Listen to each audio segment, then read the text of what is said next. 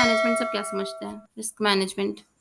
तो risk management जो होता है ना, वो एक एडवर्स इम्पैक्ट होता है हमारे बिजनेस के ऊपर। मतलब जो हम चाहते हैं उसका उल्टा, मतलब रिस्की चीज है। ठीक है।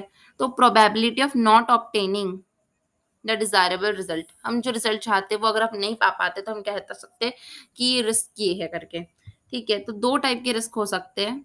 एक तो प्रॉफिटेबिलिटी हमारी कम हो जाएगी, या तो फिर हमारे रिसोर्सेस लॉस हो जाएंगे। दो चीज हो सकती है अपनी। ठीक है। तो अपन अब इसको मैनेज कैसे करें? अपन को पता तो चल गया कि यार क्या होता है, मतलब अगर हम लोग बीमार है तो पता चल गया कि अच्छा बीमारी तो ये है, अब उसको ठीक कैसे करेंगे? तो उसके लिए कुछ मेथड्स हमारे पास, जैसे कि अपन रिस्क अवॉइड कर सकते हैं। अवॉइड कैसे करेंगे? समझ लो आप यहाँ खड़े हो, आपको पता है कि इस रास्ते में यहाँ पे रिस्क आने वाला है, तो आप ये रास्ता अपना लो, अवॉइड कर दो इसको पूरा का पूरा। ठीक है। रिस्क मिनिमाइज करना मतलब अपन को मिनिमम से मिनिमम करना है रिस्क। मतलब कोई भी चीज में जो रिस्क रहेगी उसको अपन को कम से कम कर सकते हैं। जैसे कि समझ लो आपको 100 रुपीज है, उसको आपको किसी शेयर में इन्वेस्ट करना है, बट आपको एकदम डर है कि यार ये कहीं डूब ना जाए, कहीं डूब ना जाए, तो आप उसको 2-3 जगह इन्वेस्ट कर दो 100 रुपीज को तोड़ तोड़ के, तो वो आप मिनिमाइज कर रहे हो। ठीक है। रिस्क शेयर करना, जैसे कि इंश्योरेंस कंपनीज करती है उनके साथ शेयर कर लो। मतलब जैसे कि लोग लाइफ इंश्योरेंस लेते हैं, उनकी लाइफ का भरोसा नहीं, तो वो लोग क्या करते हैं, लाइफ इंश्योरेंस ले लेते हैं, है ना, गाड़ियों का इंश्योरेंस ले लेते हैं।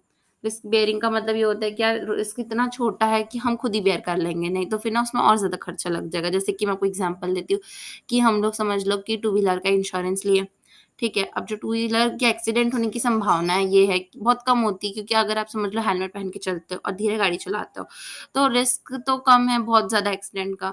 अब आप उसमें प्रीमियम भरे जा रहे हो, भरे जा रहे हो, और एक्सीडेंट होने का आपको चांस लग नहीं रहा है आपका, आपकी गलती से आपको लगता है कि मेरी गलती से तो नहीं छूगा करके, है ना।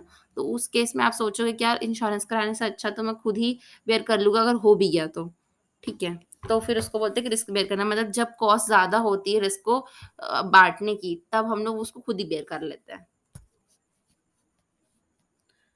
टाइप्स ऑफ रिस्क, बहुत सारे रिस्क होते हैं जैसे कि इसमें दिया हुआ है। मैं आपको हर एक रिस्क एक-एक करके समझाती हूँ। पॉलिटिकल रिस्क जो होता है ना, वो गवर्नमेंट से रिलेटेड होता है। जैसे कि गवर्नमेंट चेंज होती है ना, वैसे ही रिस्क चेंज होता है। जैसे कि मैं रायपुर पे रहती हूँ, तो रायपुर में ना स्काई वॉक बन रहा था। ठीक है। तो हमारे यहाँ पे जब बीजेपी की सरकार थी ना, तो वो स्काई वॉक बना रही थी। अब वो अंडर कंस्ट्रक्शन था, उतने में कांग्रेस आ गई, वो स्काई वॉक रुक गया है। इतना अच्छा था, बनाना चाहिए, इतना रिसोर्सेज वेस्ट हो रहा है, पता है उसकी वजह से लोग बनवा ही नहीं रहे, टाइम वेस्ट हो रहा है, रिसोर्सेज वेस्ट हो रहा है। तो पॉलिटिकल रिस्क ये होता है। कंट्री रिस्क होता है जब अपन ना एक कंट्री में कुछ पर्टिकुलर प्रॉब्लम हो जाती है, जैसे कि सुनामी वगैरह आ गया।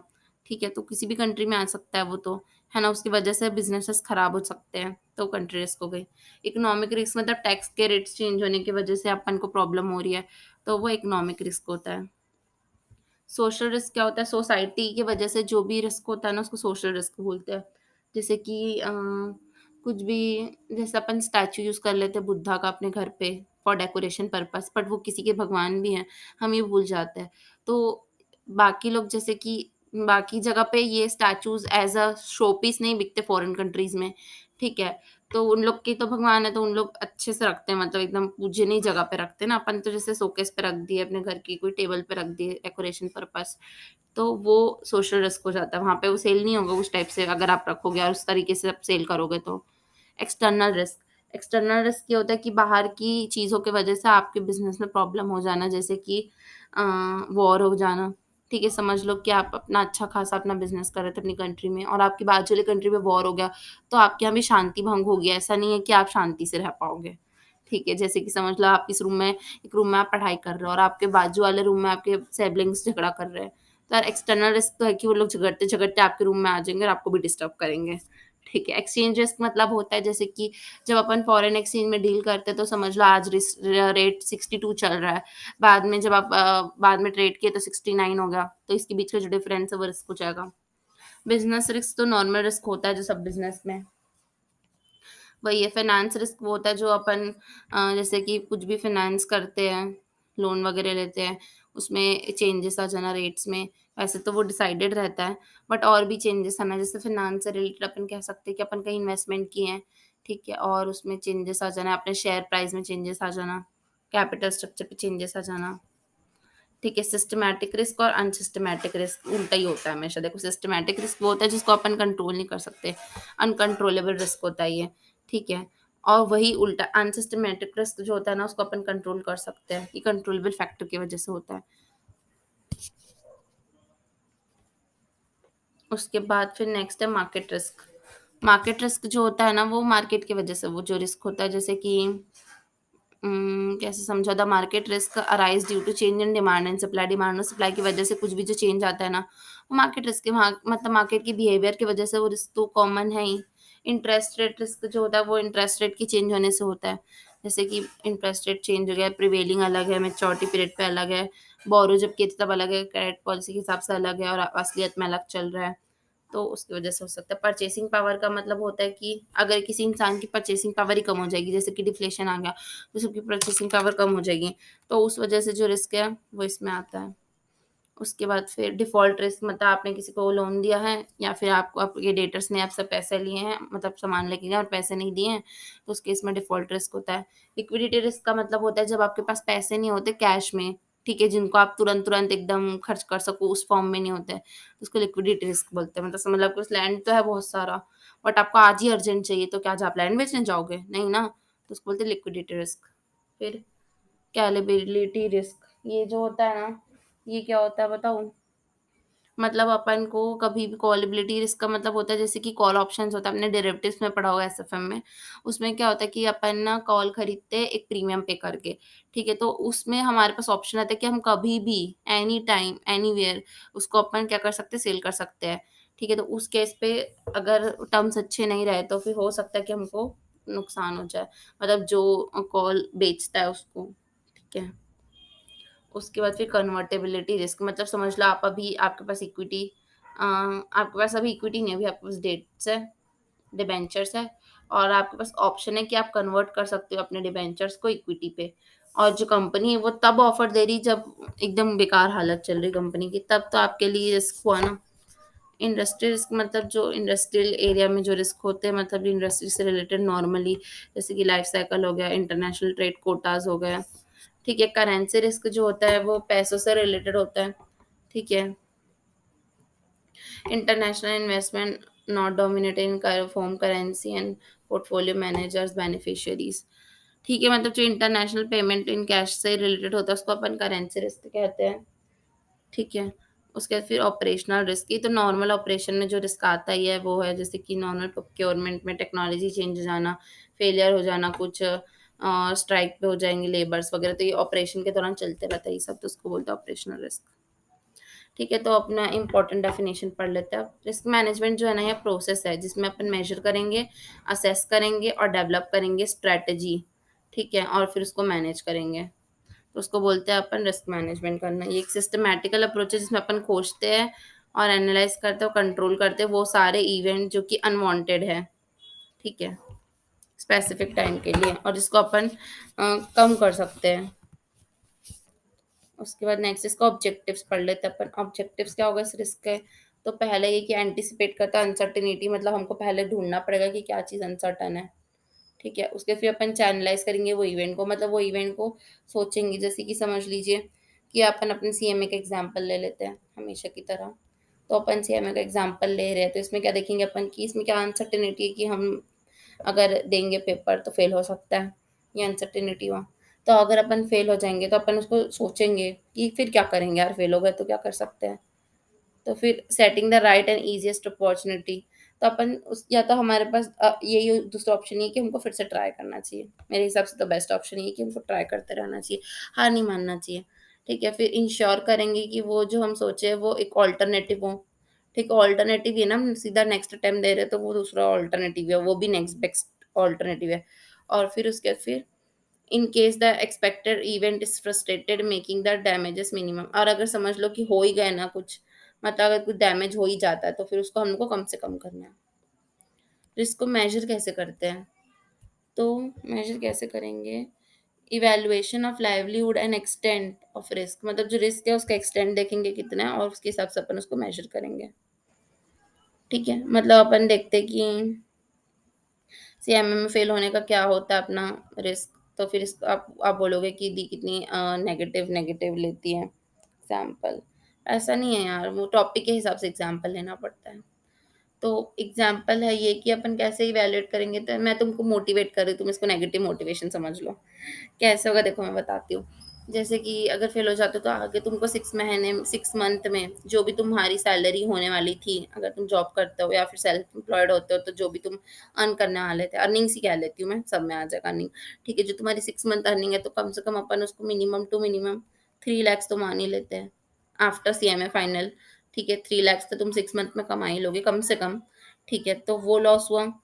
प्लस अब तुम जो नया क्लासेस लोगे या फिर तुम जो मेहनत करोगे, जो रिसोर्सेस यूज़ करोगे, वो सब का लॉस तो हो गई। तो अपन इसको टोटल 4 to 5 lakhs कह सकते हैं। ठीक है, जो तुम्हारा लॉस हो जाएगा। तो ये एक रिस्क मेजरमेंट हो गया सीएमए में फेल होने का, तो इसलिए हमको फेल नहीं होना है क्योंकि हमको तो 3 to 5 lakhs कमाना है। ठीक है। रिस्क पूलिंग क्या होता है? रिस्क पूलिंग ना मतलब सब सब सारे रिस्क को एक साथ मिला देने को रिस्क पूलिंग बोलते हैं। जैसे इंश्योरेंस कंपनी होती है ना, वो क्या करती है पता है? रिस्क को वो पूल करती है। जैसे समझ लो आपको इंश्योरेंस लेना है, होम होम घर का इंश्योरेंस लेना है और किसी और को भी लेना है, उसको भी लेना है। जितने भी घर है, समझ लो 100 घर का वो इंश्योरेंस ली ना, इंश्योरेंस लोग लिए उससे, तो 100 घर का ले लिया। अब 100 के 100 घर तो जलने वाले हैं नहीं, तो सबसे प्रीमियम तो लेगी वो। और जो प्रीमियम कलेक्ट करेगी उसमें वो अपना प्रॉफिट ऐड करेगी, और जो अमाउंट आएगा उसमें से बाद में वो अपना कमीशन माइनस करके एक जो घर जला होगा, एक दो घर जो भी जल सकते हैं उनको दे देगी। और वैसे भी इंश्योरेंस वालों के ऊपर तो विश्वास ही उड़ गया मेरा, देते ही नहीं कुछ पैसे उन लोग, तो बस रख लेते हैं। चलिए ठीक है, मेरा पर्सनल एक्सपीरियंस था ये, आगे बढ़ते हैं। हम लोग रिस्क को डाइवर्सिफ़ाई कर सकते हैं। डाइवर्सिफ़ाई कैसे करेंगे? एक बहुत अच्छी कहावत है, इन्वेस्टर को ना सारे अपने अंडे, मतलब सारे जो पैसे हैं उसको एक बास्केट में नहीं रखना चाहिए। मतलब सारे एग्स को एक बास्केट में नहीं रखना चाहिए। इसका ये मतलब है कि हमको अपने सारे पैसों को एक ही जगह इन्वेस्ट नहीं करना चाहिए। डिफरेंट डिफरेंट प्लेसेस में करना चाहिए ताकि नुकसान हो तो थोड़ा-सा अमाउंट का हो, ज़्यादा का ना हो। ठीक है, फिर अपन डाइवर्सिफ़िकेशन कर सकते हैं। मतलब जितने भी पैसे उसको अलग-अलग अलग जगह में रखेंगे तो डाइवर्सिफ़ाई हो ही जाएगा। वो डाइवर्सिफ़ाई के बारे में ही दिया है। Probability of ruin. Ruin theory जो है ना, वो क्या बताती है मैं, ruin theory also called as collective risk theory was actually developed by the insurance company. ठीक है, इंश्योरेंस कंपनी इसको डेवलप किया था for studying the insurer vulnerability of to insolvency. मतलब वो देखता था कि एक इंसान को जो इंसॉल्वेंट होने की क्या ही ताकत है उसके पास, है ना? तो वो उसको देखता था डेरिवेटिव्स के उसमें से डिराइव, और उसके बाद से ही ना ये थ्योरी आई है। ठीक है, इसमें ना क्या चेक करता है पता है? मेजर करता है and quantity specifically including the probability of ultimate रूइन, मतलब पूरा का पूरा खत्म होने का क्या है उसका रिस्क है, वो ढूंढता है ये थ्योरी। ठीक है, लास्ट में ये पढ़ लेते हैं, यही सिर्फ काम का। In short, this theory of probability of ruin is applied to the case of insolvency of a company with diversified business activity. For the purpose of a study, resource between diversified activity are not allowed to be transferred and are limited by the cost of transaction. Terminal insolvency happens when capital transfer between the business line are not able to compensate the negative position. मतलब जितना भी आपके पास capital है ना, वो आपकी position को compensate ही नहीं कर पा रहा है, और कर भी देगा तो भी ना वो नेगेटिव बैलेंस ही बन जाएगा। ये भी नेगेटिव बन जाएगा ना, क्योंकि इतना ज़्यादा लॉस है या इतना ज़्यादा अपने पास एक्सपेंसेस एंड लॉसेस है। ठीक है, तो वो नेगेटिव पोजीशन को निकालता है। तो जो रूइन थ्योरी रहता है ना, वो कैलकुलेट करके बताता है हमको। ठीक है, रिस्क मैपिंग क्या होता है? रिस्क मैपिंग जो होता है ना, एक प्रोसीजर है जिसमें ना अपन आइडेंटिफाई करते हैं कि क्या-क्या एक्सपोज़र हो सकता है और उसको हाइलाइट करता है और उसको एलिमिनेट करने की कोशिश करता है। तो फिर देखो यार, कॉर्पोरेट रिस्क मैनेजमेंट का मतलब ना मैं तुमको ऐसे बता देती हूँ। देखो, ये जो मतलब रिस्क मैनेजमेंट है ना, तो हमेशा मैनेजमेंट टाइप का ना कुछ प्रोसेस होता है, सब अपने दिमाग में आना चाहिए। ठीक है? तो एक प्रोसेस होता है जो कि ना डिज़ाइन किया गया है, और डिज़ाइन करके ऐसा मतलब बनाया गया है इसको कि हम ना उसमें पोटेंशियल, जो हमारा पोटेंशियल इवेंट्स होता है ना, उसको खोज के रखें। ठीक है? और उसमें से खोज के ना उसको अपन ऐसा रीज़नेबल उसमें अपन एश्योरेंस निकालें। ठीक है? रीज़नेबल एश्योरेंस निकालें ताकि हमारा रिस्क मैनेज हो सके। हमारा मकसद ये है कि हमारा ये रिस्क है, ठीक है? ये रिस्क कहाँ-कहाँ से आता है? ये रिस्क के जो ये इवेंट्स हैं उसको अपन को आइडेंटिफ़ाई करना है, उनको मैनेज करना है। बस इतनी सी तो बात है। ठीक है? तो कॉर्पोरेट रिस्क मैनेजमेंट इसी को बोलते हैं। ईआरएम भी इसी को बोलते हैं। ठीक है? ईआरएम इसी के अंदर आता है, मतलब कह सकते हैं। ये इसका एक फॉर्म है। ठीक है? तो अब इसके बारे में अपन पढ़ लेते हैं। तो देखो, जो ईआरएम है ना, उसका एसेंस बता रही हूँ मैं क्या है। ठीक है, तो ये अपना ना बिल्ड करता है एक रिस्क मैनेजमेंट टूल की तरह। ठीक है, ये एक टूल है। ये देखो टूल हुआ ना जो खोज के दे रहा है हमको। ठीक है, ये इंश्योर करता है कि रिस्क एंड अपॉर्चुनिटी जो है वो हम लोग को जल्द से जल्द मिल जाए। मतलब हमको पता चल जाए कि यहाँ यहाँ ये रिस्की चीजें हैं और यहाँ पर अपॉर्चुनिटी है हमारे लिए। ठीक है, उसके बाद फिर डिजाइन करते हैं अपन इसके लिए एक इंफ्रास्ट्रक्चर, क्योंकि करना ही पड़ेगा ना यार। कुछ लोग बैठाएंगे तब तो हम लोग काम करेंगे ना इस चीज के ऊपर। सिस्टम लगता है, लोग लगते हैं। ठीक है, और कंटिन्यूअसली चलते रहता है ये काम, ऐसा रुकता नहीं कहीं पर भी। ठीक है, और फिर अपन इसमें डील करते हैं अनसर्टेनिटी से। ठीक है, कुछ भी चीज़ सर्टेन रहेगी तो फिर उसमें रिस्क कम रहता है ना, अनसर्टेनिटी रहती है तब तो रिस्क ज़्यादा होता है। तो अनसर्टेनिटी पे अपन ज़्यादा डील करते हैं। फिर नीड्स बता रही हूँ मैं आपको। नीड्स ये है कि ये रिड्यूस कर देता है हमारा जो अनएक्सेप्टेबल परफॉर्मेंस है उसको। मतलब जो देखो जो हमारा रिजल्ट आता है ना रिस्क से, वो हमको उतना, मतलब जो चीज़ रिस्की रहती है ना वो हमको उतनी पसंद नहीं आती। ठीक है, मतलब उसका आउटकम कह सकते हैं। तो ये उस आउटकम को कम कर देता है, मतलब रिस्क के आउटकम को कम कर देता है। ठीक है, अलाइन करता है हमारे मैनेजमेंट ट्रस्ट के साथ ही चीज़ों को। ठीक है, फिर बिल्ड करते हैं कॉन्फिडेंस। ठीक है, स्टेक होल्डर के मन में। एनहांस करता है कॉर्पोरेट गवर्नेंस को, और सक्सेसफुली चेंज कर देता है बिजनेस एनवायरनमेंट को। ठीक है, और फिर स्ट्रेटेजी को और अपने कल्चर को दोनों को मिलाना भी बहुत जरूरी है। मतलब अपन को स्ट्रेटेजी बना दी जो हमारे कल्चर की थोड़ा अलग है, तो वो चलती नहीं है। कल्चर स्ट्रेटेजी साथ साथ पे चलेगी तभी आगे की गाड़ी अच्छे से चल सकती है। ठीक है, नेक्स्ट मैं आपको बताती हूँ कोसो फ्रेमवर्क। कोसो फ्रेमवर्क क्या होता है? तो देखो कोसो जो है ना उसका फुल फॉर्म ये है कि commission of sponsoring organisation of Treadway commission. ठीक है, ये एमसीक्यू में आ सकता है इसलिए मैंने आपको बताया है, याद रखना। Commission of sponsoring organisation of Treadway commission. ठीक है, ये एक डिसिप्लिन है जिसमें ना कुछ स्टैंडर्ड अपन सेट किए हैं। ठीक है, और ना वो स्टैंडर्ड जो है ना वो इम्प्लीमेंट करती कंपनीज अपना रिस्क मैनेजमेंट करने के लिए। ठीक है, उसके बाद इसके लिए कुछ स्टेप्स फॉलो करने पड़ेंगे अपन को, या हर चीज़ का स्टेप्स होता है तो अपन को स्टेप्स फॉलो करने पड़ेंगे तभी अपन ये काम कर सकते हैं। ठीक है, तो इसके स्टेप्स मैं आपको बता देती हूँ। सबसे पहले अपन को ऑब्जेक्ट सेट करना पड़ेगा, तब तो यार पता चलेगा ना। ऑब्जेक्ट सेट करेंगे फिर अपन, देखो ये एक ऑब्जेक्ट है हमारी कंपनी का गोल। ठीक है, अब अपन को इसको, इसमें कौन कौन से रिस्की फैक्टर है उसको आइडेंटिफाई करना पड़ेगा। ठीक है, और उस वो कितने परसेंट हमारे इसको अफेक्ट करते हैं, तो रिस्क असेसमेंट करना पड़ेगा। और फिर जब वो अटैक कर देते हैं हमारे ऊपर, तो उसका अपन रिस्पॉन्सिवनेस कैसा है हमारा वो बता देखना पड़ेगा। ठीक है, फिर अपन उसको कैसे रोक सकते हैं ये देखना पड़ेगा। ठीक है, फिर उसके बारे में सबको बताएँगे तब तो ये रुकेगा ना। अगर आप सोच लिया यार ऐसे-ऐसे होगा, हमारे घर में अगर कोई चोर घुस गया ना, तो हम ऐसे-ऐसे अटैक करेंगे, और आप अपने घर वालों को बताएँ नहीं। आप ऐसे सोचो कि दीवार के पीछे अपन खड़े रह के बैट से मार देंगे चोर के सर पे, और फिर आप घर वालों को बताएँ नहीं कि ऐसा करने वाला हूँ मैं, और अब पता चला आपका कोई फैमिली मेंबर आ गया और आप उसके सर पे मार दिया। समझ रहे हो? तो सबको बताना बहुत ज़रूरी है, ये बहुत ज़्यादा इम्पोर्टेंट है फैक्टर। ठीक है? उसके बाद फिर मॉनिटरिंग करेंगे कि कैसा चल रहा है, अपन जो प्लान किए थे उसके हिसाब से हो रहा है कि नहीं हो रहा है। ठीक है गाइस, आई होप आप लोगों को मज़ा आ रहा होगा। तो मैं आपको फिर से समझा देती हूँ। सबसे पहले अपन ऑब्जेक्टिव को सेट करेंगे, फिर इवेंट को खोजेंगे, फिर उसके ऊपर का रिस्क देखेंगे, फिर उसको रिस्पॉन्स कैसा करना है ये देखेंगे, फिर उसको कंट्रोल करते हुए सबको बताएँगे, और उसका फिर मॉनिटर करेंगे। तो चलो आगे बढ़ते हैं। रिस्क रिटेंशन का मतलब होता है यार कि रिटेन कर लेना रिस्क को। कभी-कभी ना रिस्क को बचाने के लिए ना ज़्यादा खर्चा लग जाता है। मैं आपको एकदम मस्त वाला एग्ज़ाम्पल देती हूँ। देखो यार, कुछ-कुछ लोग, मतलब कुछ वन ऑफ मतलब सम ऑफ माय फ्रेंड्स कह सकते हैं, ठीक है? बहुत सारे ना मेरे दोस्त हैं, वो लोग क्या करते हैं, वो क्या कर रहे हैं, मतलब अभी तक कुछ-कुछ है उनमें से, वो लोग ना इंटरमीडिएट पास कर दिए हैं, बट वो लोग ना फाइनल अपीयर नहीं कर रहे हैं। क्योंकि कोविड हो गया था बीच में ना, तो उन लोग को बिज़नेस अपॉर्च्युनिटीज़ मिल गई कुछ किसी को, तो वो लोग उसमें लग गए और फिर ना सीएमए को थोड़ा पीछे छोड़ते जा रहे हैं। तो यार देखो ऐसा कर रहे हैं ना, तो उन लोग क्या कर रहे हैं, सीएमए में आने की उनकी जो कॉस्ट है उसको देख ही नहीं पा रहे हैं उन लोग। ठीक है, उनको कह सकते हैं कि बेटर अपॉर्च्युनिटी मिल गई, वो उनका पर्सनल मैटर है, हमको उससे क्या। तो मैं आपको ये बताना चाहती हूँ यार कि देखो सीएमए में फेलियर का जो रिस्क होता है ना, उसकी कॉस्ट बहुत ज़्यादा होती है। देखो यार, आज हम यहाँ पे खड़े हैं, समझ लीजिए कि आपका इंटर क्लियर हो गया है, तभी आप मेरी वीडियो देख रहे हो, ऑफ कोर्स सी बात है, ठीक है। तो ये हम यहाँ पे खड़े हैं, ये हमारा फाइनल का स्टेज है और ये फाइनल यहाँ पर है। ठीक है, अभी हम इंटर और फाइनल के बीच पे हैं, ठीक है।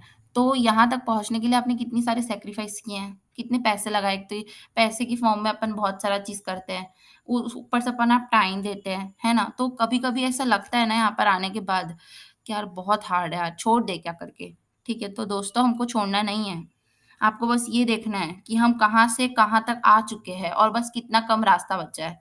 यही हमको मोटिवेट करता है पढ़ने के लिए, आगे बढ़ने के लिए। तो इसी को हम रिस्क रिटेंशन बोलते हैं। देखो रिस्क तो इतना सा है बस, फेलियर का रिस्क इतना सा है, इसको अपन 2 बार ट्राई करके पारी कर लेंगे, इतना तो श्योर है। 1 बार नहीं होगा, 2 बार में होगा, हो तो जाएगा ही। बट इसके पीछे जाने का रास्ता बहुत लंबा है, इतना पीछे जाना हम अफोर्ड ही नहीं कर सकते। ऐसा सोच के ही रखना है अपन को। ठीक है? तो रिस्क टेंशन उसी को बोलते हैं, मतलब ये कॉस्ट इतनी ज़्यादा है कि हम ये इस पॉइंट को छोड़ ही नहीं सकते। आई होप आप लोग को समझ में आया होगा। तो चलिए आगे बढ़ते हैं। अगर आपको मेरे एग्ज़ाम्पल्स अच्छे लगते हैं या फिर मेरी टेक्निक अच्छी लगती है तो प्लीज़ यार कमेंट करके मुझे बताओ, मुझे पता चलेगा तभी तो। ठीक है? और अपने दोस्तों की हेल्प करनी चाहिए, आपको शेयर करनी चाहिए वीडियोज़ उनके साथ। रिस्क रिडक्शन ये होता है कि यार देखो, जैसे कि एक बहुत अच्छी कहावत है, don't put all your eggs in one basket. मतलब जितना भी पैसा है उसको एक ही सिक्योरिटी में नहीं लगाना चाहिए, सबको अलग अलग जगह लगाना चाहिए। इससे डाइवर्सिफिकेशन होता है जिससे। ठीक है, तो एक तरीके से रिस्क रिडक्शन भी होगा ना। आप एक ही जगह पूरे रिस्क है वहां पर लगा दोगे तो फिर ऐसा थोड़ी ना होता है, सब जगह थोड़ा थोड़ा सा लगाओ तो रिस्क अपने आप कम हो जाएगा। ठीक है, इसका अपन सियामें से भी एग्जांपल ले सकते हैं कि समझ लो कि कोई व्यक्ति बोध ग्रुप के लिए प्रिपेयर कर रहा है और उसको लग रहा है कि यार बहुत ज़्यादा फेलियर रिस्क बहुत ज़्यादा है, फेलियर रिस्क बहुत ज़्यादा है, तो वो एक ग्रुप दे सकता है। उससे क्या होगा, रिस्क रिडक्शन हो जाएगा। ठीक है, कंटेंट पढ़ दूँ क्या मैं तुम लोग के लिए? थोड़ा-सा पढ़ देती हूँ। रिस्क रिडक्शन और ऑप्टिमाइज़ेशन एम एट रिडक्शन। मन नहीं हो रहा यार पढ़ने का, छोड़ो, तुम लोग खुद ही पढ़ लेना, इतना सारा थ्योरी है। तो फिर हम लोग ये वाला टॉपिक पढ़ते हैं, geographical information system. Geographical information system जो होता है ना, वो डिजाइन किया गया है, ठीक है, स्टोर किया गया है, एनालाइज किया गया और मैनेज किया गया है। वाओ, ठीक है। ये इसमें ना सारे टाइप के ज्योग्राफिकल डाटाज होते हैं। ठीक है, क्योंकि सिस्टम है ना, तो सिस्टम में क्या होता है, डेटा होते हैं। ठीक है, तो जो डेटा है ना वो किस टाइप के हो सकते हैं, जो कहीं-कहीं से कैप्चर किए हुए हो, स्टोर डाटा हमको मिला हो, है ना? उसमें कुछ-कुछ मैनिपुलेशन भी हो सकता है, ठीक है? और एनालाइज़ किया हुआ होगा, ठीक है? वो सारे जो डेटा रहते हैं ज्योग्राफिकल डाटा, डिज़ास्टर प्लानिंग कह सकते हैं अपन उसको, ठीक है? तो पॉसिबिलिटी जो हमारे एरिया में आ सकती है, ठीक है? तो उसको अपन इस सिस्टम से पता लगाते हैं कि हमारे ज्योग्राफिकल एरिया में, जैसे ये हमारा बिज़नेस है, इसकी ज्योग्राफिकल एरिया में क्या-क्या हो सकता है। ज्योग्राफिकल एरिया मतलब ये डिजास्टर प्लानिंग भी कह सकते हैं, कहीं यहाँ बाढ़ तो नहीं आने वाली है, कहीं भूकंप तो नहीं आने वाला है। ठीक है, तो ये सब जो अपन देखते हैं उसको अपन ज्योग्राफिकल इंफॉर्मेशन सिस्टम में देखते हैं। ठीक है, जो मतलब नेचर से रिलेटेड चीजें होती है। ठीक है, आगे बढ़ते हैं। Value at risk. Value at risk का मतलब होता है मैक्सिमम टू मैक्सिमम रिस्क कितना ही हो जाएगा, मतलब आखिर हो कितना जाएगा रिस्क मैक्सिमम टू मैक्सिमम। तो मैक्सिमम रिस्क निकालने का अच्छा से मैं एग्जांपल ही देती हूँ। यार मैं तो सीएमए से रिलेटेड एग्जांपल दे सकती हूँ क्योंकि मैं वही कर रही हूँ अभी। ठीक है, तो आप, मेरे को ऐसा लगता है कि आप लोग भी इससे रिलेट कर पाते हो, इसलिए हमेशा इसका देती हूँ। देखो इसमें ये है क्या, देखो आप, अभी मैं फिर से सेम एग्जांपल दे रही वाली हूँ। ये फाइनल है, ये इंटर है, ये फाउंडेशन है। पैसे तो लगे ही हैं यार सबके, उसके साथ टाइम जो कि सबसे ज़्यादा कीमती इस दुनिया में, वो भी लगा है। ठीक है, तो अगर अपन कैलकुलेट करें कि यहाँ पर इसको छोड़ने की कॉस्ट क्या है, तो आप रुपीज़ के टर्म और टाइम के टर्म दोनों में काउंट करना और उसको ऐड कर देना, उतना हो जाएगा आपका वैल्यू एट रिस्क। मतलब इस रिस्क को लेने के लिए आपने कितना खर्च किया है, इस पूरे टोटल को अपन बोलेंगे वैल्यू एट रिस्क। ठीक है, साफ कर दूँ थोड़ा।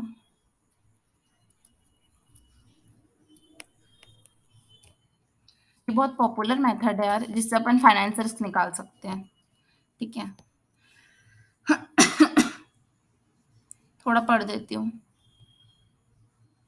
तो देखो यार, जो वैल्यू एट रिस्क है ना, वो बहुत पॉपुलर मेथड है मेजरिंग करने का फाइनेंस रिस्क, जो कि इन्वेस्टमेंट में होता है। ठीक है, इन्वेस्टमेंट के टर्म्स में देखते हैं अपन इसको। ठीक है, लॉन्ग टर्म, शॉर्ट टर्म, कुछ भी हो सकता है। ठीक है, फिर अपन अब आगे बढ़ते हैं अपना very very very important topic, risk management in banking. Risk management in banking topic देखना हम लोग को बहुत ज़रूरी है यार, बहुत इंपॉर्टेंट है ये। इसको इम्पोर्टेंट मार्क कर दो, इम्पोर्टेंट या फिर वेरी इंपॉर्टेंट भी कर सकते हो। ठीक है, तो risk management in banking industries MCQ point of view से भी और क्वेश्चन पॉइंट ऑफ व्यू से भी इम्पोर्टेंट है। तो यार इसमें ना देखो, मैं आपको बता देती हूँ कि इसमें क्या होता है कि ना, कैपिटल एडुकेसी एडुकेसी नॉर्म्स मतलब ना कैपिटल होना ही चाहिए। एडुकेसी का मतलब होता है कि यार हमारे पास होना ही चाहिए, इतना तो कम से कम होना ही चाहिए कैपिटल।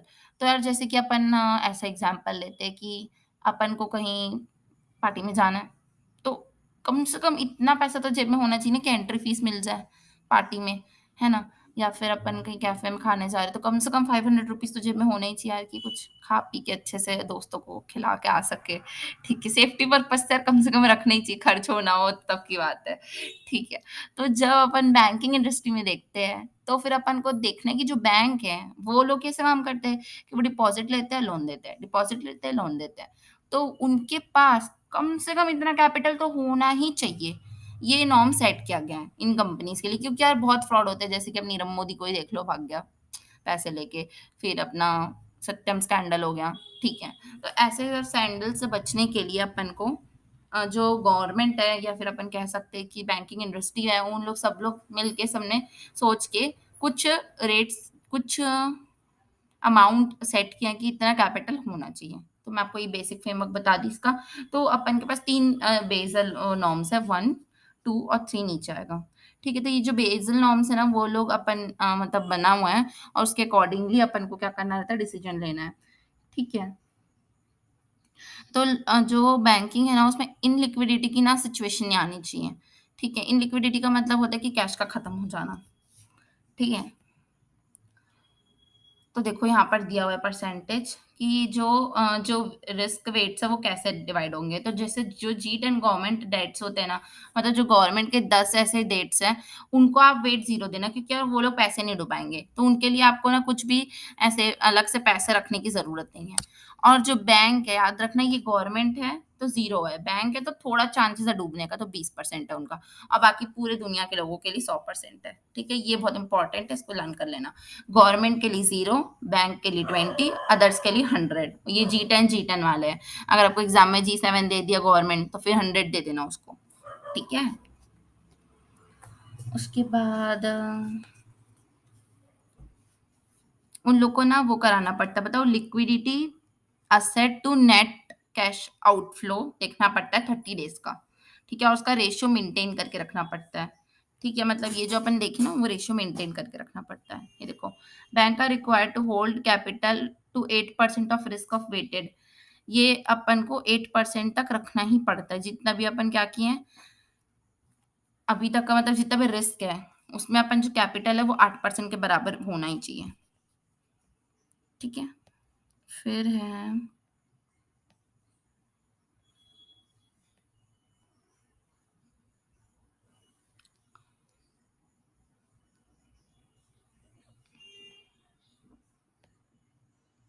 बेसल 2। बेसल 2 जो है ना, वो हमको बताता है कि बेसल 2 भी उसके जैसा ही है बट इसमें थोड़ा-सा चेंजेस आया है। ठीक है? थोड़ा हल्का-हल्का चेंजेस आ जाता है, बाकी तो सब सेम ही रहता है। ठीक है? तो इसमें क्या चेंजेस आया है? वाह यार! फ्लो चार्ट भी बना के दिया इन्होंने। अच्छा लग रहा है देख के तो। ठीक है, ठीक है। हाँ, ये रहा। बेज़ल जो सेकंड है ना, उसमें ये बताया गया कि जो कंपनीज़ का ट्रिपल ए रहता है ना रेटिंग, उनको 20% रखना है और जिनका ट्रिपल बी रहता है मतलब घटिया कंपनी है, उनका 100 रखना है। यार ये पॉलिसी क्यों लगा है इसका लॉजिक बताती हूँ मैं। जैसे कि पहला नॉर्म्स था ना, उसमें क्या होता था कि कुछ बैंक्स जो होते हैं ना, वो लोग जो जिनका जैसे प्रोफाइल चेक करके ही लोन देते हैं। तो उनका अगर प्रोफाइल चेक किया और उनका ऐसे आता है ना ट्रिपल बी आया ना अगर, तो उनको लोन नहीं देते वो लोग कि ये लोग वापस नहीं करेंगे करके, है ना? तो पहला वाला नाम देख के ना लोग डिमोटिवेटेड हो गए थे, यार कोई भी हम लोग कंपनी देंगे सब में हमको 100% रखना है रिजर्व, ऐसा थोड़ी ना होता है करके। तो इसीलिए ना ये वाला कॉन्सेप्ट लाया गया कि 3 ए जो ट्रिपल है मतलब बहुत ज़्यादा अच्छे हैं, उनके लिए सिर्फ 20% रखो और जो बेकार है एकदम बी कैटेगरी के हैं, उन लोग के लिए 100% रखो। ठीक है? और बाकी ये 8% जो ऊपर था वो यहाँ पे 9% हो गया है। ठीक है? तो उसको कैसे कैलकुलेट करते हैं, अमाउंट ऑफ लोन लेना, उसका जितना भी रिस्क फैक्टर उसको लेना, उसको इंटू 9 कर देना। तो आपका आ जाएगा कि आपको कितना कैपिटल रिजर्व रखना है। ठीक है, अगर क्वेश्चन में दिया रहेगा कि ट्रिपल ए कैटेगरी का तो 20% ले लेना और अगर यहाँ पर बता रही हूँ, हाँ, यहाँ पे 20 ले लेना और अगर ट्रिपल बी बताया ना 100 ले लेना। उसके बाद है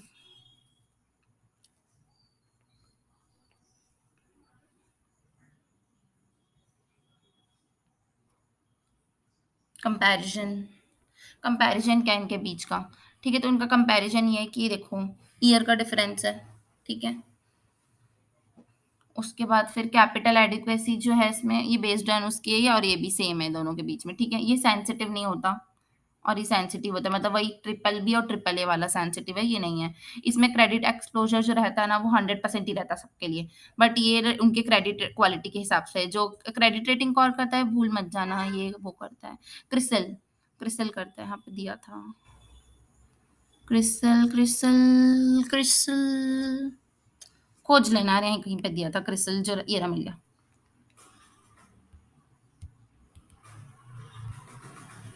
क्रिसल की रेटिंग चलती है, ठीक है। क्रेडिट रेटिंग देता है क्रिसल, उसका रेटिंग अपन देखते हैं, ठीक है। ये पॉइंट बता दी थी मैंने। रिस्क कैपिटल जो रहता है उसका फॉर्मूला इसमें 8 है, इसमें 9 है, मैंने बताया था ना, 9 है इसमें। उसके बाद मैं इसका लॉजिक बता चुकी कि क्यों था, वही लिखा है यहाँ पर, ठीक है। फिर बेसल 3 है। बेसल 3 जो था वो आरबीआई ने लाया था 2 मई को 2012 में, ठीक है। इससे हमको कोई मतलब नहीं है, एग्जाम पर्पज से डेट रेट तो नहीं पूछेगा ऐसा मेरे को लगता है, ठीक है। इसका फ्रेमवर्क क्या था कि हमको हायर और बेटर इक्विटी शेयर्स चाहिए, हमारे जो इक्विटी कैपिटल है वो हायर द बेटर होना चाहिए, मतलब नया जैसे बैंक है ना, तो उसका खुद का पैसा लगा होना चाहिए तभी उसको पड़ी रहेगी। जिसका पैसा कहीं अगर कोई बिजनेस है जहाँ पे हमारा पैसा नहीं लगा तो हमको क्या ही मतलब है यार, कुछ भी हो उसके साथ। तो इसलिए हम चाहते हैं जो बैंक है वो लोग अपना कैपिटल भी लगाएं, ठीक है। रिस्क कवरेज बेटर होता है उससे, ठीक है। फिर लेवरेज रेशियो को मेंटेन करें, लेवरेज रेशियो मतलब रिस्क का रेशियो, ठीक है। आप प्रमोट करें कि वो ना अपने कैपिटल को बिल्डअप करे, ठीक है। और फिर इंट्रोड्यूस करा नए नए लिक्विडिटी, लिक्विडिटी मतलब लिक्विडिटी से तुम्हारे मन में सिर्फ कैश आना चाहिए, क्या जल्दी से जल्दी कोई भी चीज से पैसा कन्वर्ट हो जाए कैश में, ठीक है। तो फिर क्या होता है, क्या समझते हो कॉर्पोरेट फेलियर से? फेल हो जाना, ठीक है। तो फेल एक इंसान कैसे कैसे हो सकता है, मैनेजमेंट की वजह से भी हो सकता है ना, ठीक है।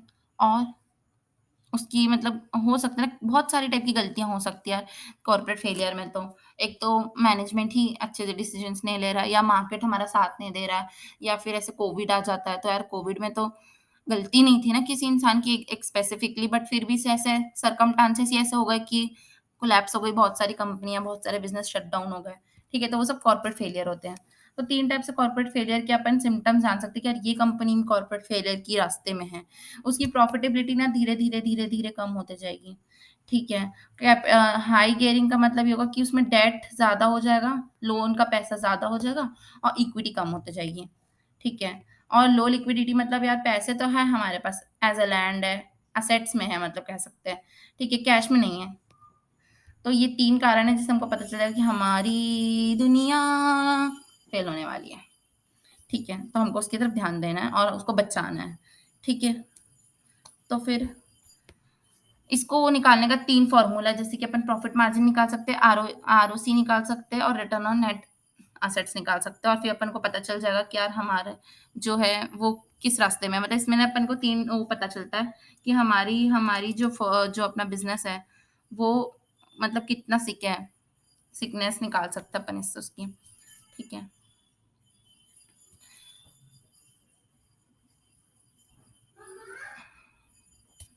आगे बढ़ते हैं।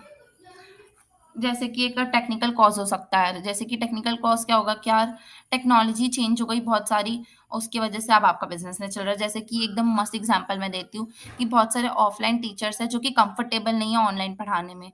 तो टेक्नोलॉजी की चेंज होने की वज़ह से उन लोग का बिज़नेस में बहुत इफ़ेक्ट आया है। वो लोग बहुत अच्छे टीचर हैं, टीचिंग में कोई प्रॉब्लम नहीं है, बट वो लोग ऑनलाइन नहीं पढ़ा पा रहे हैं।